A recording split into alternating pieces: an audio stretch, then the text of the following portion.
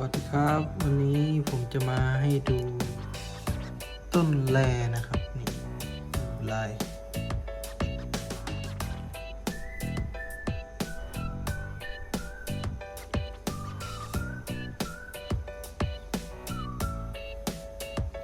ที่เขาลายคล้ายๆที่เขาปิดไป2 ล้านกับ5 ล้านดีกว่าครับประมาณนี้เลยอันนี้ก็คล้ายๆกันต้องดูไล่แดงอีกสักหน่อยครับประมาณนี้มีอยู่4 ต้นครับ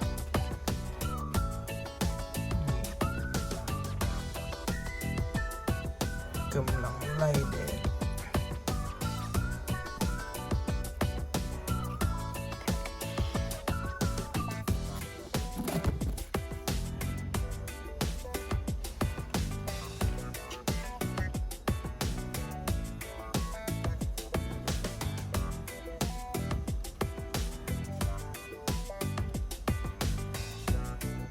อีกต้น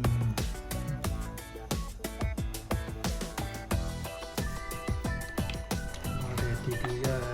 น่าจะสวยครับผมว่าอันนี้ก็ลายแปลกๆครับ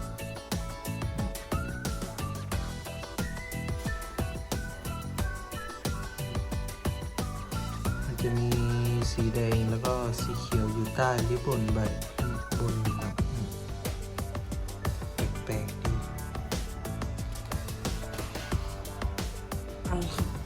วันนี้พายุจัด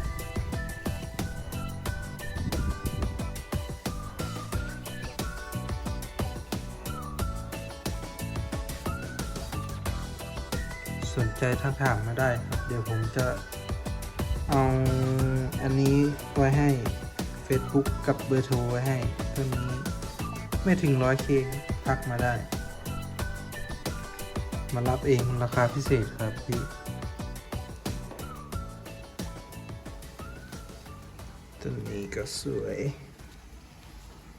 ติดชมพูเม็ดฝน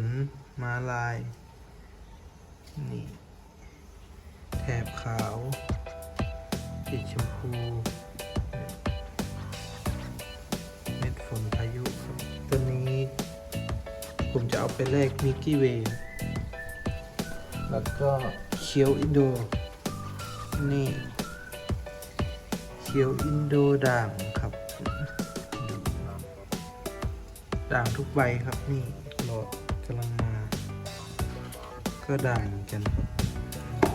หลอดที่กำลังมา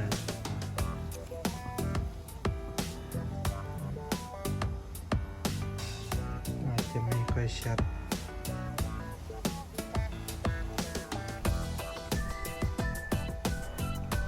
ยังมีอีก3 ต้นข้างในดูแค่นี้ก่อนครับจบคลิปด้วยพระเอก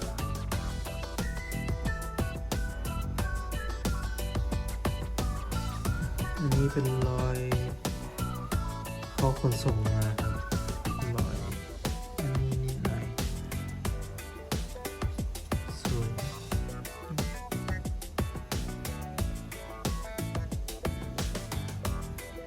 หายากครับลายนี้ครับยังไงวันนี้ผมขอลาแล้วกันครับสวัสดีครับ